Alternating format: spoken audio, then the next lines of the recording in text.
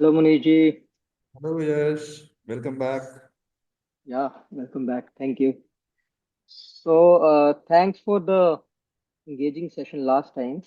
Hmm. And actually, I was going through the journey and the discussion we had, and there was a lot of introspection going through, and we had some very interesting comments also on the podcast. So, people actually loved it, and they're looking forward to what we have in the basket for this one. So I think uh, let's jump on the agenda and rather than wasting the time, let's jump onto the agenda. Sure. So today's topic was why there are boundaries between humans. Okay. Uh, and we discussed that there are three types of boundaries in our last session. One is porous, second is consolidated, and third is hardened. And Hmm. I think that could be a starting point from where we can start today's discussion. Sure. So I would like to understand, although you have given a purview of how these boundaries are created, what is the difference between these three types, I would like to understand it in a better fashion, like how this transition happens. How, like, when I'm born, I don't have any boundaries as such, I believe. And how, first of all, I get those porous boundaries. Are those enforced on me, or how I get attached to those boundaries? How I get attached to that boundary. Tradition, custom, upbringing, what we are Mhm. taught from childhood, what we see around us, and what we experience. Right. These are the factors, maybe some more, which are at the root of A, genesis, and B, continuation, and C, gradually turning hardened through consolidation. Mhm. And we can talk about these in two different contexts. One is in the context of an individual, Right. and second is in the context of groups of individuals. Okay. A grouping can be on any one basis. Within the group also there could be boundaries, Yeah. but they are less intense Mm. than the overall group boundaries. Let us start with the first one, which is individual. So let's first look at the relationship between individual and individual. Right. And let's first look at Genesis. Yep. So boundaries, naturally, you will agree that they are in the mind. They are nowhere else. Yes. Because I can't see them around me. Yeah.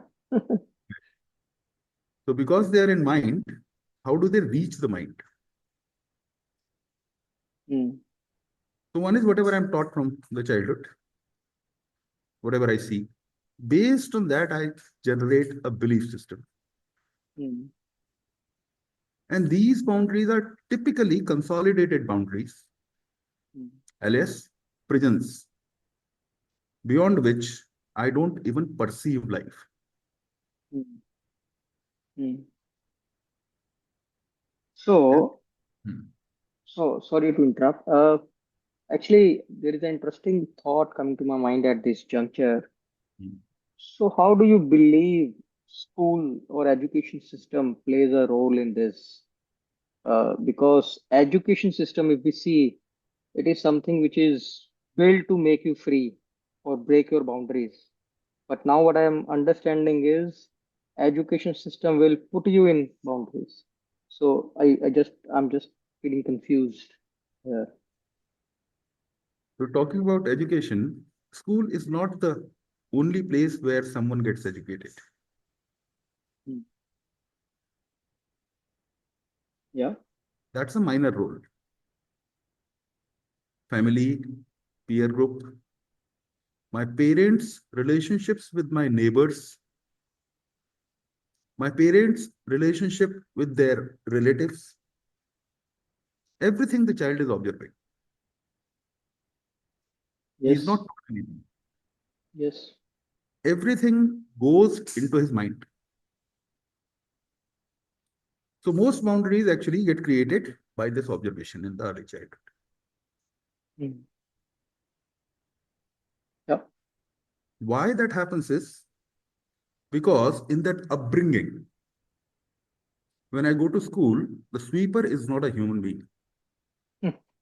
Yes. It gets consolidated. Mm. Teacher is not a human being, is a teacher. Mm. Principal is even lesser of a human being. Mm. So that is how they get into the mind. Second, they get into the mind by personal experience. In the school, if I stutter, haklata hu, and some boys bully me, I my mind learns this kind of boys are bad. Mm. And then that becomes the typified thing for all life to come. We don't realize where did I realize Mm. that this particular community is of this kind. Mm. It's become a consolidated boundary. And if I find a cause, particularly if my mind gets it that these are evil, this set of people are evil, Mm. or this individual person is evil, the boundary is likely to get hardened and give rise to a conflict. And interestingly, if you look around, that is what today's media is doing. They're setting up so strong narrations, and they are actually feeding young minds with these narrations and creating those consolidated boundaries, what I believe. And we never know those when those will turn into hardened and they all will become fanatics. So some people's survival will depend on creating more boundaries Hmm. amongst people. Yeah, yeah. कुछ तो मजबूरियां रही. Yes, beautiful. If we look at this in a larger perspective, that is boundaries between groups. So first thing is, why does one join a group? Hmm. Hmm. Why do people form groups? Hmm. So the answer is people form groups for enlarging their sense of self. Hmm. When? Because they perceive a threat to their self. Hmm. They're insecure. So people actually join or identify groups to handle their insecurities. Exactly. And also, what I believe, like if I look at my journey, I joined group where I feel that they're talking the same language, what I want to listen, or they're saying the same thing, they're repeating the same thing, what I like. So something which is in the area of what I like, or what I feel is good, or what I want to listen. If people are talking the same thing, that then it becomes my group. That's one important reason. There are more reasons. In a group, I feel more secure. Mm. Yes. So to handle my insecurities, I join. Third, a group gives me same kind of people who are pursuing the same objective. Mm. Mm. Unfortunately, the groups also have boundaries. Here, actually, a very important phenomena gets into the mind again. That phenomena is we. And Mm. this gets into contradiction with something that is different, which is they. Yeah. So a boundary which every person of the group feels vis-a-vis another group is we and they, Mm. Yeah. right? Now the criteria on which this we and they gets defined, that can be porous, that can be consolidated, that can be become hardened, Pardon. it can give rise to conflicts. And all conflicts in the world ever through in the civilization have arisen because of this we and they Mm. at the group level. That's why we have borders. That's why we have borders and all kind of borders. And when the more intensely I belong to a group, more intensely I will experience the difference between ye and they. Mm. Mm. See, one thing to be clear about is all human beings cannot be same. Yes. There are bound to be differences.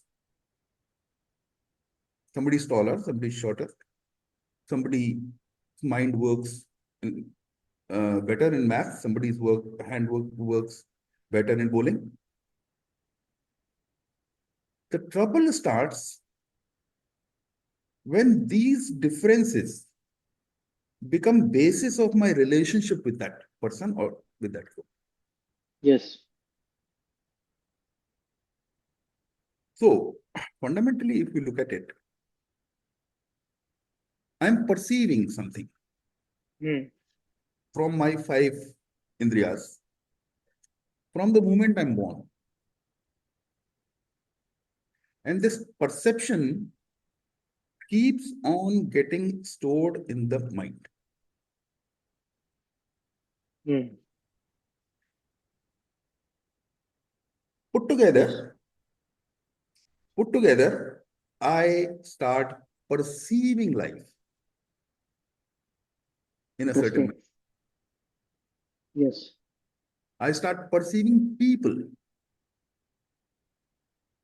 in a certain manner, mainly through their secondary or tertiary identities. So what will work is looking at or examining what is my perception of life. Yes. In an Before we, exam, sorry, can I ask another question yes, while you jump onto that?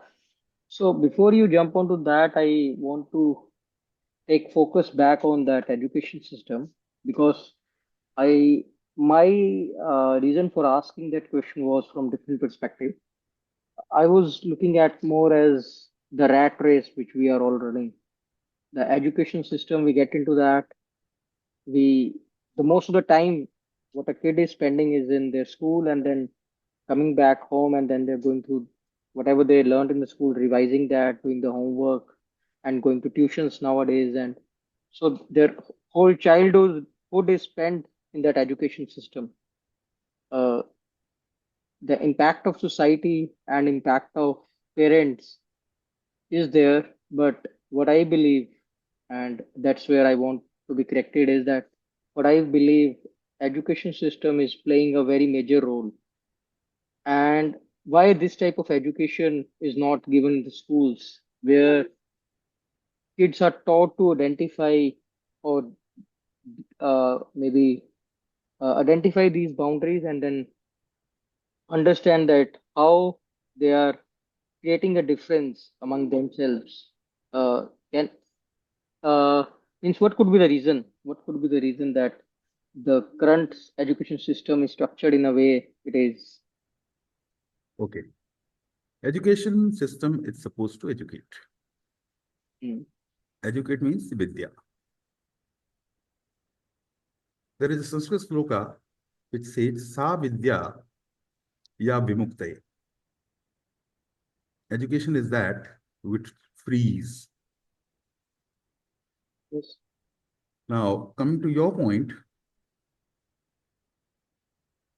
first thing we have to examine, why is the school or education the way it is?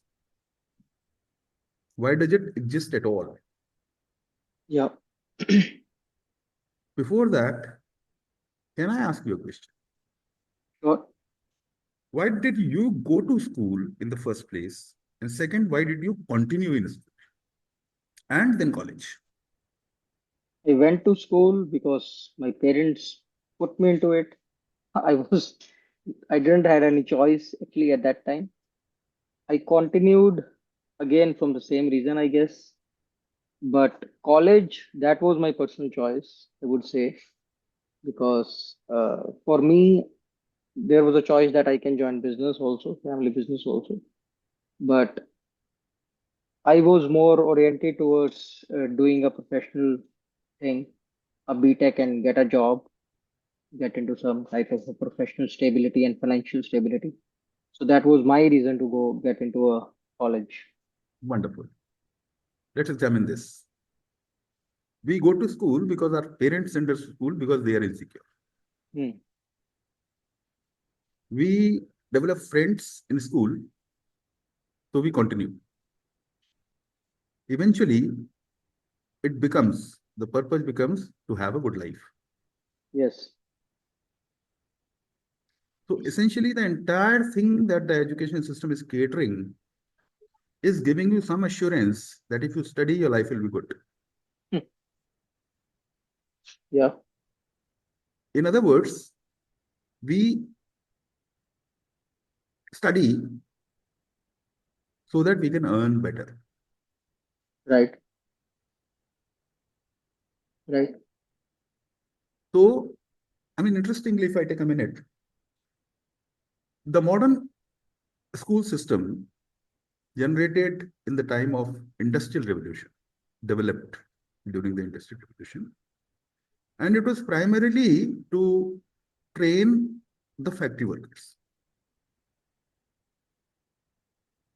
Factory workers have certain qualities. Hmm. The assembly line had come in.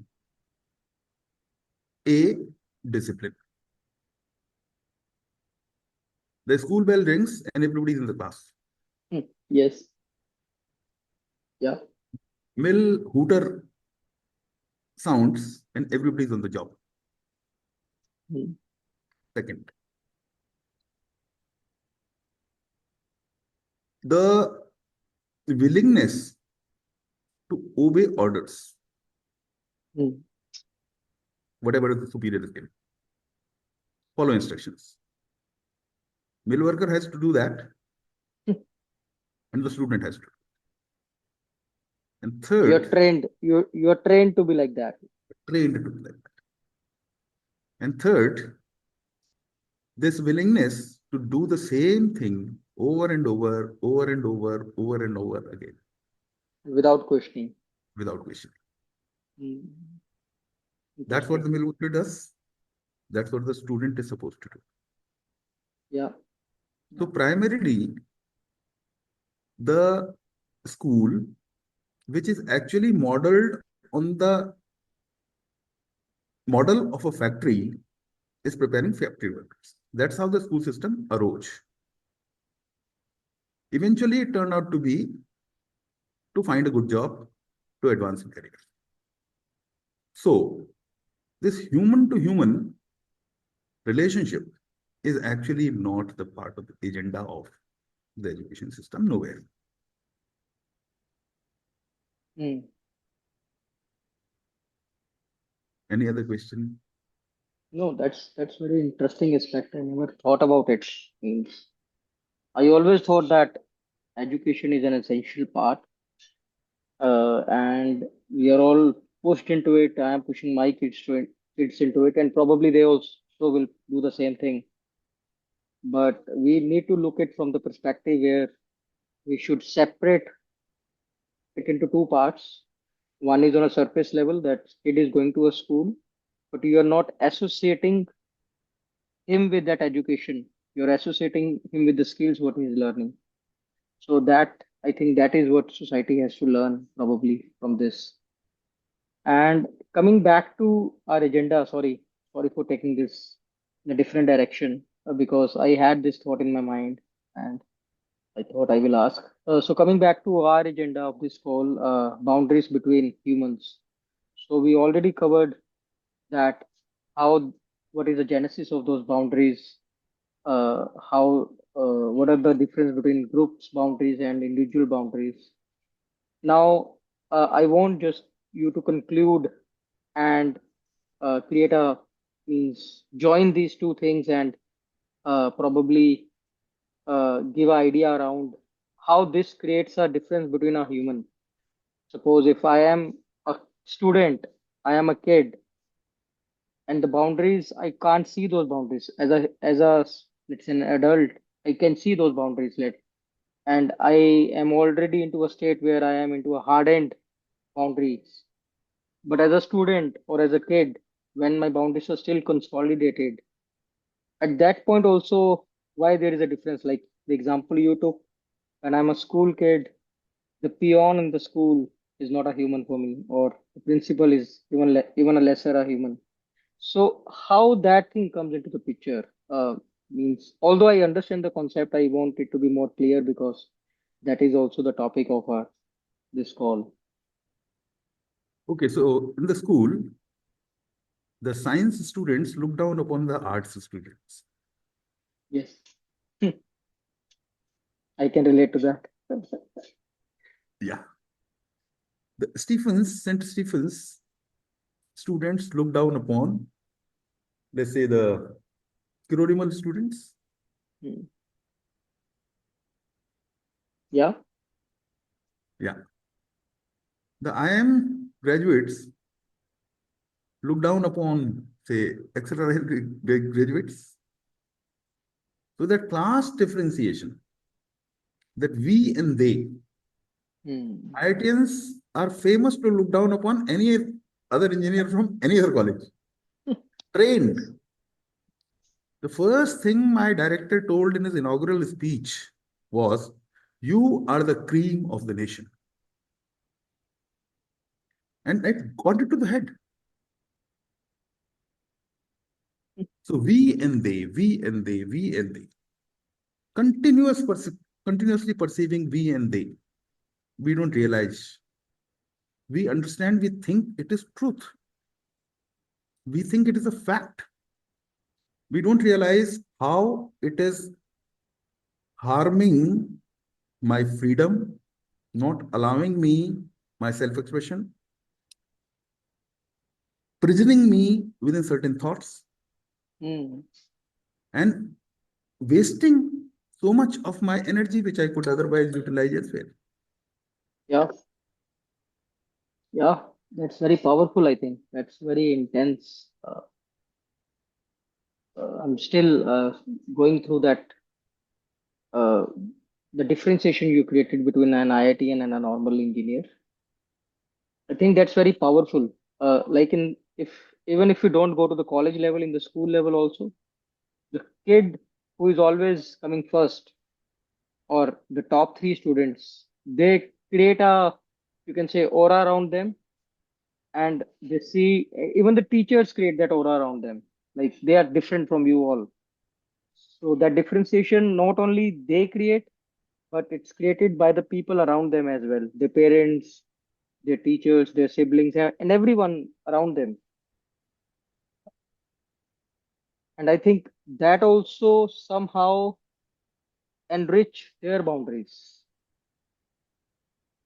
So, in a nutshell, if you ask me to conclude, I would say the genesis, Mm, continuation, mm.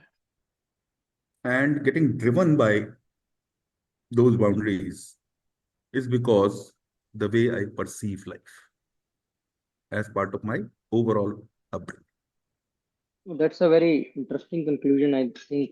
And that could also be the starting of the next episode, For sure. probably perception of life or how I perceive my life.